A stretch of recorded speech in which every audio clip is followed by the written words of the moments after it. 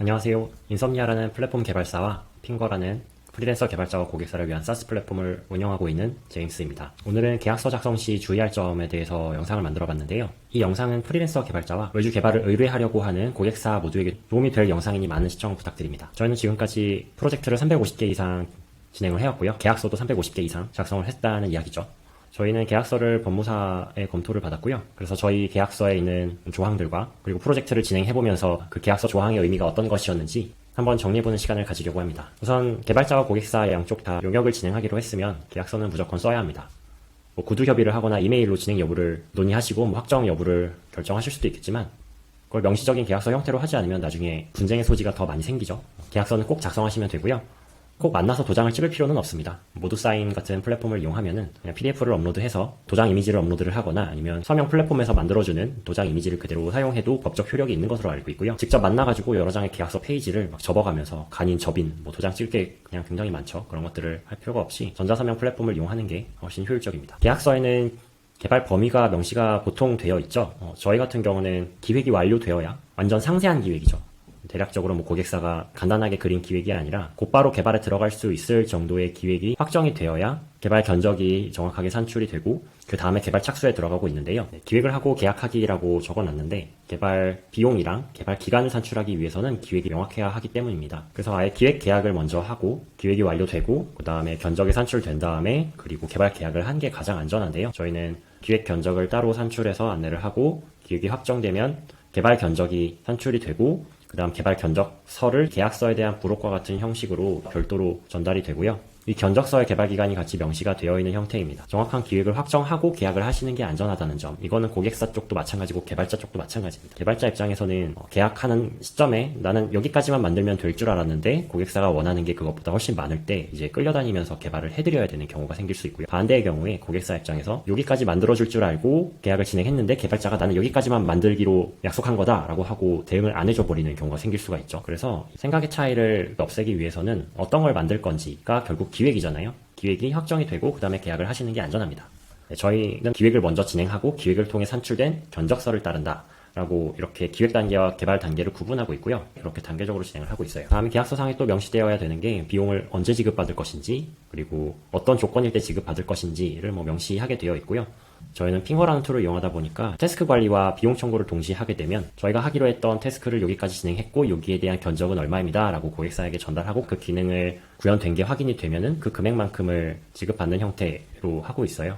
보통은 그냥 성금 잔금 해가지고 성금 지급은 처음에 받고 잔금은 다 끝난 다음에 받으시거나 아니면 성금 중도금 잔금 해서 선금 처음에 받고 중도금은 이제 개발의 50%가 완료가 되면 중도금을 받고 잔금은 다 개발이 마무리가 되면 받고 이런 식일 텐데 저희는 진적 상황에 따라서 1,000만 원 단위로 지급을 받는 형태로 이제 고객사도 지급을 나눠서 주시니까 좀 부담이 적고 저희 입장에서도 개발이 된 만큼 지급을 요청하니까 합리적이라고 생각을 하고 있습니다. 개발 견적이랑 기간은 위에서도 언급을 했지만 견적이 사실 정확하게 산출이 되는 게 서로가 좋기 때문에 그럼 결국 기획을 해야 됩니다. 프리랜서 개발자에게 어려운 점은 개발자이기 때문에 기획을 내가 하는 게 이건 기획자가 해야 되는 건데 또는 나는 기획서를 다룰 줄 모르는데 라는 생각을 하면서 이제 기획 과정이 약간 두루뭉술하게 넘어가면 개발 과정에서 이견이 생기고 이제 피곤한 일도 생기고 뭔가 내가 만든 걸 다시 고객사의 생각과 다르면 다시 고쳐야 된다든지 또는 이제 나중에 분쟁이 됐을 때 어디까지 개발하기로 했는지에 대한 여부가 결국 기획 단계에서 명시가 됐으면 분쟁할 것도 없는데 이제 명시가 기획 단계에서 제대로 안 됐기 때문에 분쟁을 해도 서로 각자의 주장만 하게 되는 거라고 생각하거든요. 저는 이제 법적인 분쟁까지 간 적이 없지만 주변에서 법적인 분쟁이 생겼던 고객사 입장에서 또는 개발사 입장에서 어떻게 해야 되냐 이런 상황에서는 어떻게 생각하냐라고 저에게 컨설팅 요청을 하는데 그때마다 드는 생각은 어디까지 만들기로 했는지가 처음에 명확하지 않아서 그런 법적인 분쟁이 생겼던 것 같고 이거는 계약서 조항의 문제라기보다는 계약서를 작성하는 시점에 뭘 만들 건지를 정확하게 서로가 생각을 일치시켜야 하는 거고 이 과정은 기획 단계여야 한다는 거죠. 그래서 저희는 개발자가 직접 기획을 하고 있는 것도 개발자가 기획을 하게 되면 견적 산출과 개발 가능성을 정확하게 판단할 수 있는데 기획서 작성하는 게 파워포인트이고 피그마로 작성한다든지 하면 이건 개발자의 툴이 아니잖아요. 그래서 저희는 핑거라는 개발 툴로 기획을 하는 시도를 해왔고요. 그게 굉장히 잘 워킹하고 있습니다. 그냥 HTML로 기획을 하는 거예요. 그리고 이걸 그대로 프론트엔드 개발 코드로 쓸 수 있는 거죠. 그래서 저희는 기획 과정을 끝낸 다음에 고객사가 이러하면 기획이 개발이 되면 나는 만족한다 라고 기획 단계에서 픽스를 해준 거고 이걸 개발하는데 얼마나 들 건지를 견적으로 정확하게 페이지 단위로 산출을 할 수 있게 됐고요. 이대로 개발이 진행되면 고객사와 개발자가 의견 차이가 없이 기대했던 그대로 결과물이 나올 수 있게 되는 거죠. 그래서 뭐 핑거를 쓰시지 않으시는 분들이라면은 피그마로 이제 대략적인 컴포넌트들을 조립해가지고 기획을 하시거나 아니면 파워포인트에 박스라도 그려가지고 최대한 구체적으로 화면 안에 어떤 것들이 와야 되는지, 이 페이지 안에 어떤 버튼이 와야 되고 어떤 이미지가 와야 되고 어떤 텍스트가 와야 되고 그 텍스트는 어디서 등록을 하는 것인지 누가 등록하는 것인지 이런 것들을 최대한 많은 논의를 거쳐서 픽스를 하고 그 다음에 계약을 진행을 하시는 게 안전합니다. 그 외 다른 조항으로는 이제 유지보수 조항이 계약서 안에 들어갈 텐데 저희 같은 경우는 몇 개월 무상, 그 다음에 그 이후부터는 연간 계약으로 유상 유지보수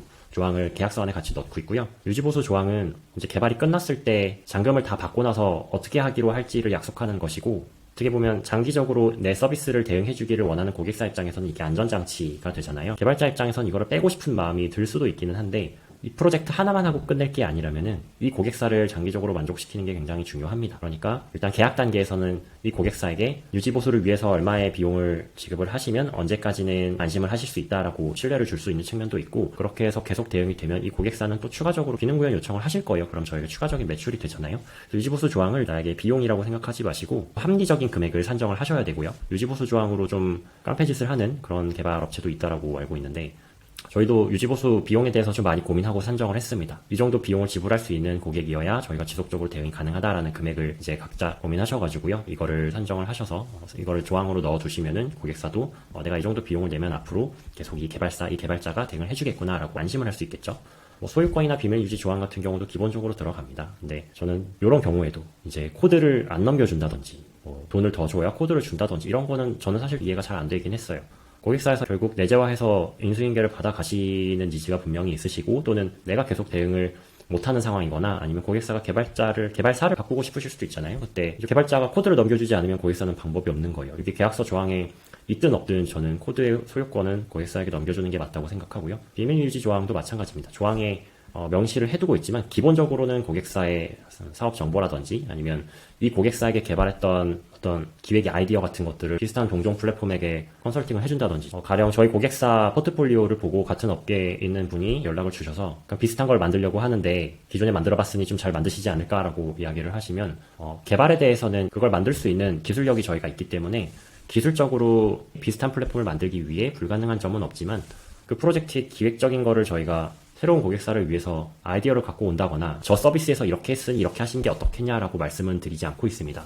가능하다면 비슷한 프로젝트를 담당했던 개발자를 동종업계의 신규 프로젝트에 배정하지 않아요. 그게 저는 기존 고객사에 대한 도리라고 생각을 하고 있고, 그리고 신규 고객사에게 이렇게 수주를 하기 위해서 저희가 같은 개발자 배정할 거고 기능적인 거는 최대한 많이 기존 프로젝트를 참고해서 저희가 제안을 드릴 수 있다 이런 식으로 이야기를 하지 않고요. 수주는 덜 할 수도 있지만 어쨌든 저희와 그 고객사 간의 신뢰가 깨지는 게 더 큰 문제라고 생각을 하기 때문에, 그리고 한번 신뢰가 깨지면은 평판 문제까지 갈 수도 있지만 기본적으로는 내부에서 일하는 개발자들조차 우리 회사는 이런 식으로 일을 하는 회사네? 그럼 개발자분들이 굉장히 성실하게 정직하게 일하는 태도를 가질 수 있을 거라 생각을 안 하고요. 이런 거에 대해서는 각자 정책이나 어떤 인생관 같은 게 다르실 수도 있겠지만 저는 좀 깊이 고민하시고 그거에 대해서 계약서 조항, 꼭 계약서 조항이라서 조심한다는 느낌보다는 고객과의 신뢰관계라는 측면으로 이제 조심하셨으면 좋겠다라는 생각을 하고 있고요. 기타 조항으로는 저희 계약서에 명시되어 있는 건 저희 인재를 고객사에서 빼가시려고 하면 안 된다라는 조항이 위약금 개념으로 같이 들어있어요. 몇 번 이제 저희 개발자에게 입사 제안을 하신 고객사가 있었어가지고 입사 제안 한다고 해서 가시지는 않는데 이게 굉장히 껄끄러운 관계가 고객사와 만들어지기 때문에 그냥 애초에 조항으로 넣어두면 이 조항 때문에 계약을 안 하시진 않을 거잖아요. 근데 이 조항이 있기 때문에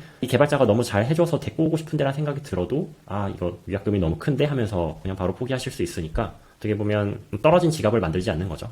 독소조항으로는 저희가 고객사에서 이렇게 수정해달라라고 하고 전달해주신 계약서 중에 개발이 중간에 중단될 경우에 전체 프로젝트 대금의 3배를 뱉어내라라고 하는 조항이 있었어요. 그러니까 저는 그런 조항을 받자마자 아예 그냥 계약 중단 요청을 했고요. 고객사에서 이런 조항은 저희가 잘못 생각했다라고 하고 원래 조항대로 바꾸겠다라고 하셨는데도 저는 진행을 안 했거든요. 그러니까 고객사의 성향이 어떤지를 조항을 서로 조율하다가 판단할 수 있는 측면도 있습니다. 그런 독소 조항을 이렇게 넣으시면서 몇 가지 문구를 바꿨습니다라고 하고 이제 전달해 주셨는데 비즈니스 매너라고 생각하는 측면도 있고요. 그래서 계약서 초안을 작성하는 것도 좀 조심해야 되는 것 같습니다. 저희가 혹시 모르게 독소 조항을 넣을 수도 있는 거잖아요.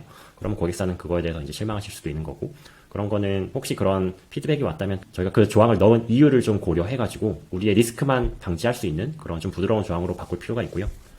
네, 계약서는 그래서 되게 여러 가지 종합적인 의미를 담고 있는 것 같습니다. 변호사나 법무사 검토를 받으시는 게 제일 좋지만 검토 비용이 어쨌든 몇백만 원 수준이기 때문에 그냥 계약서 조항을 굉장히 꼼꼼하게 읽어보고 내가 이대로 할 수 있는가, 그리고 제가 위에서 언급했던 내용들이 어느 정도 들어가 있는가를 위주로 이제 꼼꼼하게 판단을 하시고, 주변에 물어보실 분들이 있으면 물어보시고, 물어보실 분이 없으면 댓글로 남겨주시면, 핑거에 채널톡에 문의를 남겨주시면 저라도 이제 조금 확인해보고 제가 볼 때 문제가 되는 조항들은 좀 말씀을 드려볼 수 있을 것 같아요. 어쨌든 꼼꼼하게 읽으시고 누군가의 검토를 받는 것은 좀 중요한 일인 것 같습니다. 영상이 도움이 되셨으면 좋겠고요. 다음에 더 좋은 영상으로 찾아뵙도록 하겠습니다. 감사합니다.